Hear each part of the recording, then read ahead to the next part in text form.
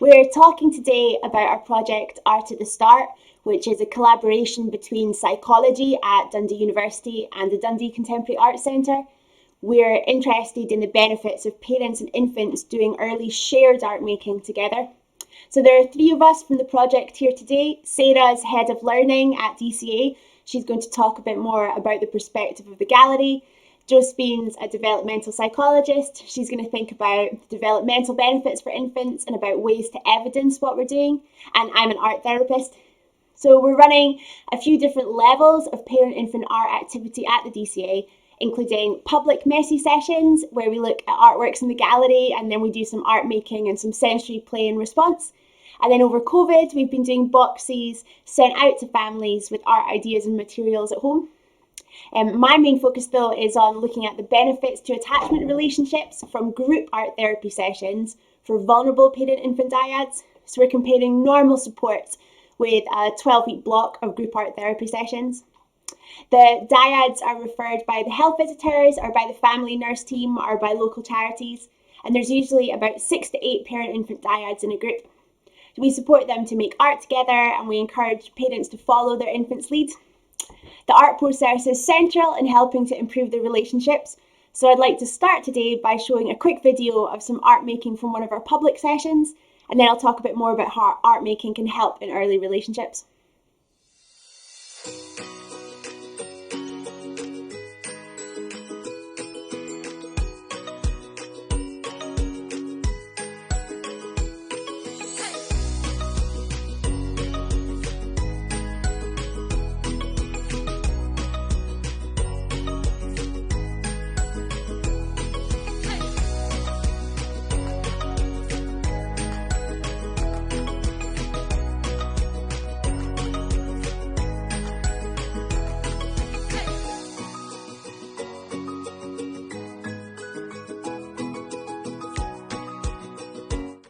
So we know that the well-being of parent-infant dyads in the early years has huge implications for the health of both parent and child. There's so much evidence to highlight the importance of early attachments on infant development. Positive interactions with a primary caregiver will promote emotional well-being, development of infants' capacity to regulate, and it'll build their sense of self. So there are two main areas where we can help with art therapy. We want to improve parental well-being to support parents, but also for the infant. If the parent is struggling with their own well-being, then they're going to find it harder to be available for the baby. Some of this is happening through mechanisms within the group process that parents can share experiences and feel supported by other members of the group. And then the art therapist is also able to offer support and containment for any strong feelings that come up. As well, the parents just enjoy the art process. And our second aim is about building secure attachments. Some of the ways we aim to do this are by increasing connections. Can we create moments of connectedness, for example, increases in joint attention through shared experiences?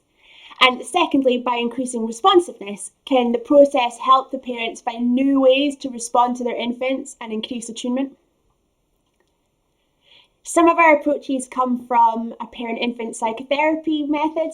So, for example, encouraging parents to observe their baby's behaviour and to think about the mental states that babies might be showing. We might call this reflective functioning, or by reinforcing attuned interactions when we see those happen in a session. But the art process adds an extra dimension to how we're able to work by facilitating positive interactions. I'm going to show another video clip, this time of a session we did using volunteers, just so we can think about what extra the art adds to those approaches.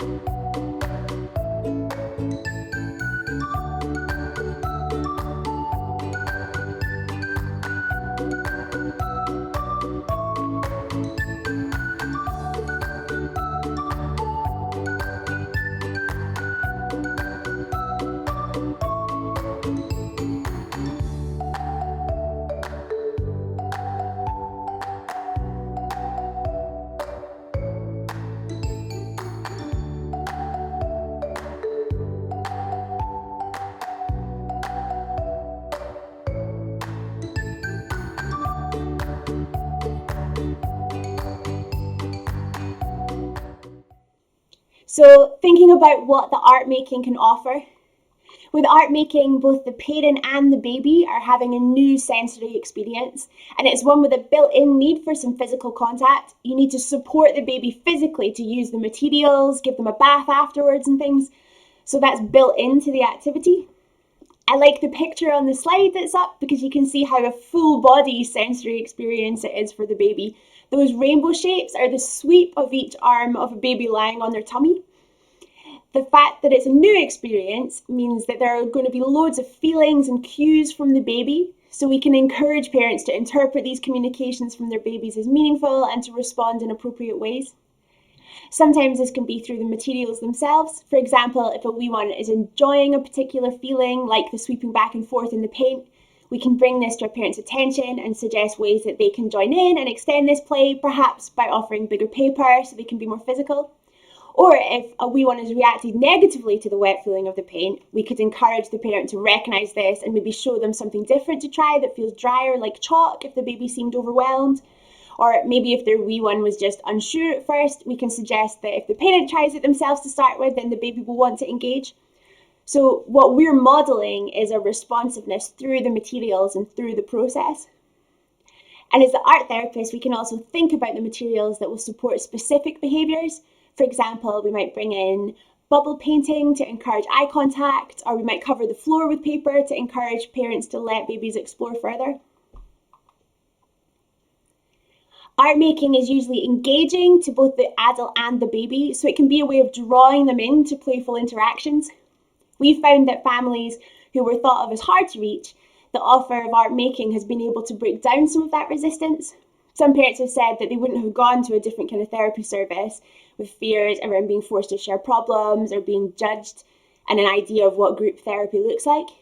Others have reflected that they liked having the focus of the art making, as it meant they didn't feel as worried about needing to speak or interact with other parents, which would put them off trying out a kind of regular mum and baby group. Sometimes in a session, having the art there also allows an indirect focus on their interaction, and that might feel a bit less threatening to the parents, who are often quite aware and self-conscious of difficulties in the relationship. And the final art product itself can be a concrete representation of that relationship, and it can be kept to share and look at later at home, so this continues beyond the sessions. We also got a lot of feedback from parents sharing images with family and with friends, and that they really appreciated having a positive thing that they could share. So I know a gallery setting might be intimidating, but we do a home visit first, and we're used to setting up the art as playful and part of a process and ensuring that participants don't need to feel anxious about quality or anything. And I hope a secondary benefit coming from sessions is that it opens up this space to families who felt it wasn't for them. The DC is such an amazing free resource for families, so if they can keep using it after the sessions, then that's wonderful. So I'm going to hand over to Josephine now to speak a little bit more about how art making for young children might be useful for their development in these kinds of sessions, but also more generally. Hello, my name's Dr. Josephine Ross. I'm from the University of Dundee, where I run the Mini-Me Lab, a research lab which is dedicated to exploring the early development of self-awareness in children. We're born already with a very basic sense of self-awareness originating from our embodied state. So our body is separate from others' bodies, and it feels physically different to move our own limbs and to touch our own faces than it does for us to interact with other people. But there are also unique psychological consequences of having your own body, which has an impact on the world. So from birth, babies have intentions and will act in ways which allow these goals to be achieved. So when I cry because I'm hungry, my parents come running. Newborn babies may seem vulnerable, but they actually have a very powerful impact on those around them. One of the needs that babies will use their agency to establish is social connection. So mothers and infants will have proto-conversations or reciprocal exchanges of smiles and sounds. And the baby isn't simply a passive recipient of these social exchanges, but an active partner. So they'll react negatively if there's a break in conversation. Agency also provides the motivation for cognitive and motor development.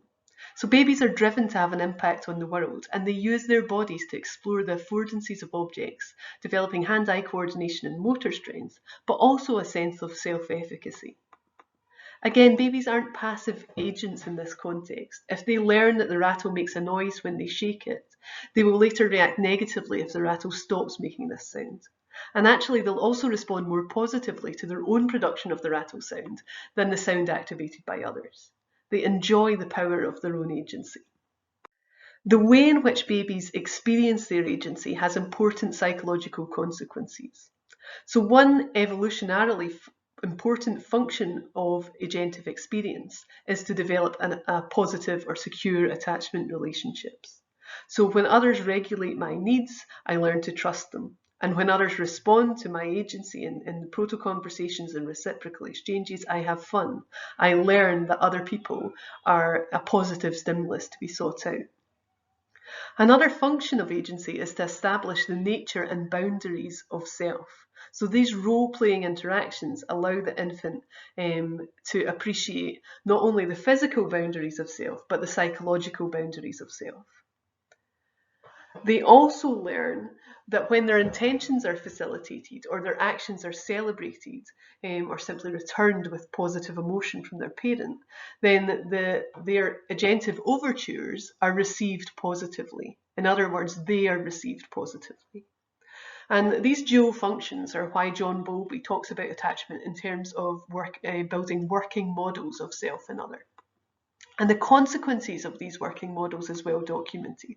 So people with poorer self-esteem and self-efficacy and poorer models of attachment not only have poorer life outcomes than their securely attached counterparts, but they appear to pass down these working models cross-generationally.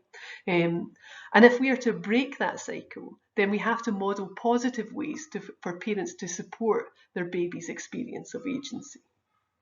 So how can we support these agentive experiences that are foundational to how we think about ourselves and others?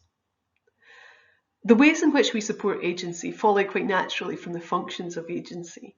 So we can provide opportunities for babies to experience the positive consequences of their actions, and we can provide opportunities for parents to help babies self-regulate. We can also provide opportunities for parents to react positively to their children's actions and productions. And a really natural way to do this is through joint art making. Art making allows babies to experience the positive consequences of their actions directly and viscerally, and it provides opportunities for parents to facilitate those experiences and to praise those productions. So mark making literally leaves a visible trace of agency. It makes what is internal external, and so provides a really useful scaffold for parents to understand and support a child's agency and its important psychological consequences. So how can we measure the consequences of supporting agency in this sort of context? Well, we can measure changes in attachment relationships using validated psychological tools. We can also measure changes in parental well-being. One of the things that Art at the Start is keen to develop is a way to evaluate the consequences of the experience for the infant. And we have started to develop and document changes in the infant's everyday experiences during the art making session. So we look for signs of motor and social support, for signs of intersubjective exchanges and joint attention, and for positive emotional exchanges and regulations, which signal to us that the baby is having a positive experience of its own agency. And one of the biggest signals to us that these sorts of art sessions and sensory sessions lead to a baby having a positive experience of their own agency is that parents are reporting to us that they can see when their baby anticipates the art session coming, when the paints come out or when they go to the location where the art therapy sessions take place, their baby becomes excited. So that provides us with evidence to suggest that, at least in this one instance in their life, the baby has built up an expectation, a positive expectation about their own agency in connection with their parent. We've been delighted to put together this project evidencing how Art at the Start can be valuable from a psychological perspective, and also to collaborate with Dundee Contemporary Arts, a public art gallery whose mission is to enrich people's lives through art, culture and creativity. We feel really passionately that the value of arts has to be made socially visible, and DCA provides us with the vehicle for this. So next up, Head of Learning at DCA, Sarah Derrick, will talk a little about what the project means from her perspective. So just to finish up, we thought it would be interesting to tell you some outcomes and key points from the collaborative organisation point of view. Dundee Contemporary Arts is a publicly funded arts organisation with contemporary gallery spaces, 2 cinema spaces, public access print studio, so we have a production facility, which is very unusual, a lovely friendly cafe bar, and of course everyone's favourite space, our Create Space, the learning room, which is a free drop-in space targeted mainly at families altogether, and open almost every day throughout the year. So from an arts organisation point of view, the collaborative PhD has given us some really helpful and strong pointers for where we're going to go with the programme. So the first point I wanted to make was in terms of audience development, targeting a very specific strand, so like 0 to 3 infants and their parents/carers, having the strong quality of evidence of impact of the work that we've been doing together is a very useful and positive way that me as head of learning can make decisions about our future programme. The quality of the evidence of impact has been so strong that we were awarded an Audience Impact Award by Fantastic for Families. If you look on their website, there's a great case study of Vicky's work there, with all the links to Art at the Start, etc. And having won that award and thought about the quality of evidence that was put into that and into all of Vicky's research, I'm now thinking a lot about how we collect evidence wider across the learning programme, and how we demonstrate impacts of to help with our funding in a very big way. It's also helped me make an informed decision about the direction of our programme, and we are currently looking at embedding an art therapist into our programme in the future, especially to look at the outcomes of impact of COVID measures on families, etc. The outcomes from the initial findings of the research based in DCA and the art boxes work has really convinced me that's where we need to target a lot of our resources now. So that's a big shift from our point of view as an organisation. The other aspect I'm thinking about from the organisation's point of view is training and the cultural and knowledge exchange that happens between, say, science and academia and publicly funded arts organisations. And people like myself who have a lot of anecdotal evidence from being involved in the types of learning we're talking about over many, many years. But I have never had the time or the desire, I have to say, to do that level of evidencing that we get from the collaborative PhD. And again, that's helped us to move into a different type of funding. We're now looking at social funding because the evidence is telling us a lot about the impact on health and well-being for the parents and wee ones. So I think it's a very, very rich mix having a collaborative PhD working between psychology and university and Dundee Contemporary Arts. For myself and my team, there's a lot of cultural exchange and knowledge exchange going on there about attunement and child development and things like that, which also enriches our professional development as staff at Dundee Contemporary Arts. So from just a final point, I suppose, is thinking about public engagement. Dundee Contemporary Arts has 350,000 visitors a year. And we have ways of promoting and communicating outcomes of research, such as our learning newsletter, our web stories, lovely little features on our website, displays within our building. As the slides go through, you'll be getting a feel of the kind of spaces in DCA. And in the last one, our Create Space, with a little family around the table, the displays surrounding them are all from our learning projects, one of which is the collaborative PhD and Vicky's work. So we can actually display outcomes and research findings in our building. So I love collaborative PhDs and I love what we're doing. Thank you. And we've put some of the references up on the last slide, just in case anybody wanted to follow any of those up. And we'd be really happy to chat more with anybody or answer any questions. We'll put our contact details up as well. And thank you very much for having us.